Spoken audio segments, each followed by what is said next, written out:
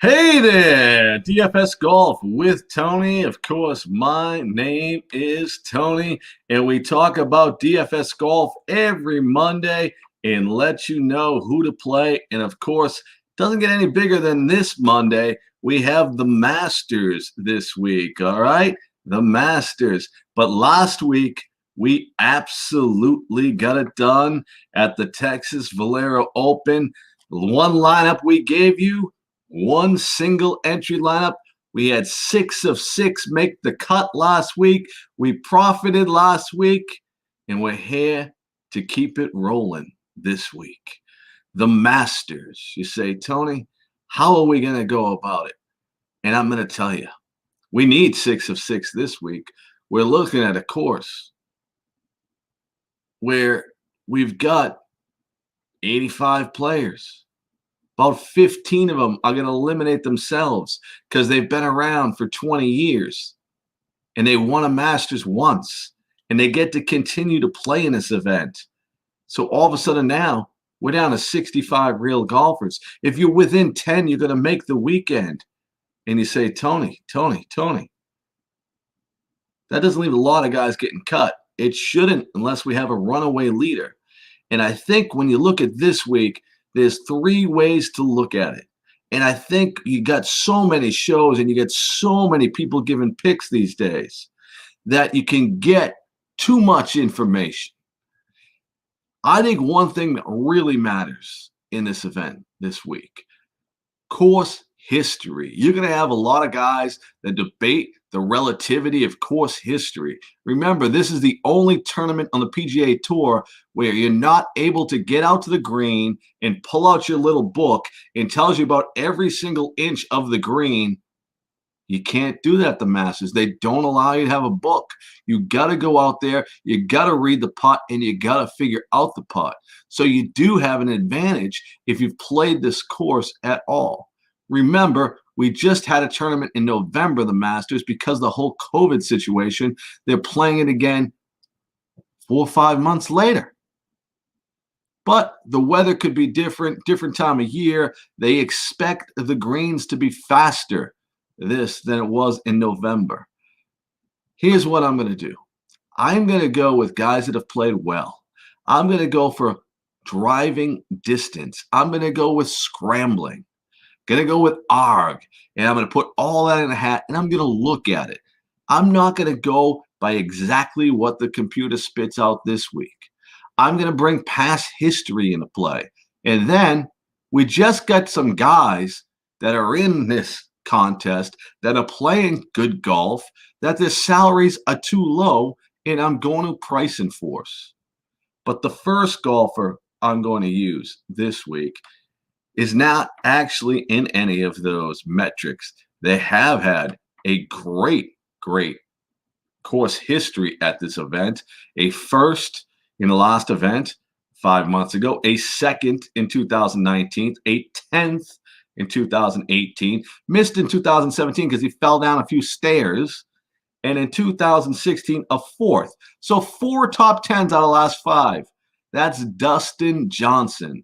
If you go by what we're seeing for percentages, Dustin Johnson is going to be owned somewhere around 14 or 15% at best. At 11,500, you look at Johnson not playing well as of late. I look at it like this, though. He was out early in match play. He was going to play in the Valero Open, decided not to, decided to get ready for the Masters. This is a guy that hasn't been playing terrible for a long period of time. Heck, we go back to the start of the year, he was winning tournaments in Dubai, not playing good golf. He's going to show up. He's familiar with this course, and he's absolutely dominated this course. So if everybody's talking about John Rahm, everybody's looking at Bryson DeChambeau, Justin Thomas, you hear on all these shows, you know what? Let's not try to be smarter than everybody else. Let's just try to pick the best golfer in the world and put him in our lineup. And a guy that excels at this course, no science here, Dustin Johnson, based on the course history. Now, the next guy is another guy. Course history, plays well, scrambles well, drives it far, not too accurate, but as a negative, he's coming off a win. He's coming off a win, and that's Jordan Spieth. You look at the last 5 Masters, tied for 46, didn't play good golf at all the end of last year. Prior to that, 21st, 3rd, 11th, tied for 2nd. I'll tell you right now, you don't like to go back to the well, but you can't ignore this guy at 9,400. I think people will ignore him because he won last week. I think if he didn't win last week, people would be all over him. I'm going to go with it. Guy gets hot 2 weeks in a row. I get him a top 10 finish. I'll be good. And hell, he might win this thing. So I am definitely not going to not put him in my lineup just because he didn't win. He won last week. I think that's maddening. I think if you look at it, the course history is there. He fits the skill sets that are needed to excel at this course. He's excelled at this course in the past. Put him in your lineup, Jordan Spieth. Put him in your lineup. Next up, a guy is going to be one of the highest owned in this entire field, and that will be Paul Casey, $7,700. Now, it's interesting because everybody talks about how they want differential in lineups, and I told you that he will be one of the highest owned. Last time out, he was tied for 38, missed a cut, 15th, 6th, and 4th for Casey. He's only 7,700. He should be a $9,000 golfer in this at minimum. I'm going to go back to Casey. He'll be well owned, but I'll get differential in the rest of the field with some of these other picks. Remember, you have a different lineup if you have one guy different out of the 6. That's all it takes. One guy different. I'm telling you, Johnson's only going to be owned about 15%. Spieth, a lot of people will go back. I bet he becomes a little less than 20%. I think with Casey will be in the high 25 to 30% there. Next up, I'm going to go with another guy that's playing too good golf to be left at where he is at 7,100, Max Homa. Max Homa is a guy that we thought was playing well in California. Then he comes over to Florida and he plays pretty well there.